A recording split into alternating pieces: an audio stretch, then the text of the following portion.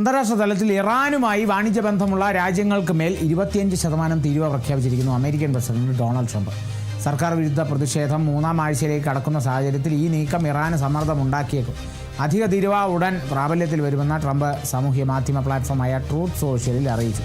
ഇറാനിൽ സൈനിക നടപടിക്ക് മടിക്കില്ലെന്ന പ്രതികരണത്തിന് പിന്നാലെയാണ് ട്രംപിൻ്റെ തീരുവ പ്രഖ്യാപനം. അതേസമയം പരസ്പര ബഹുമാനത്തോടെയാവണം ചർച്ചകളെന്നാണ് ഇറാൻ്റെ നിലപാട്. പ്രക്ഷോഭത്തിനിടെ കൊല്ലപ്പെട്ട പോലീസ് ഉദ്യോഗസ്ഥരെ അനുസ്മരിച്ച് ദുഃഖാചരണം നടത്തുമെന്നും സർക്കാർ അറിയിച്ചു. ഇറാനിൽ പ്രക്ഷോഭം കൊടുമ്പിരി കൊണ്ടിരിക്കുന്നു. 600-ലധികമായിരിക്കുന്നു അവിടെ മരണസംഖ്യ എന്നുള്ളതാണ് ലഭിക്കുന്ന പുതിയ വിവരങ്ങൾ. ഒപ്പം ഈ ട്രംപിൻ്റെ ഈ തീരുവ നയം ശരിക്കും പറഞ്ഞാൽ 2026 ട്രംപിൻ്റെ ആദ്യത്തെ തീരുവ നയമാണ്.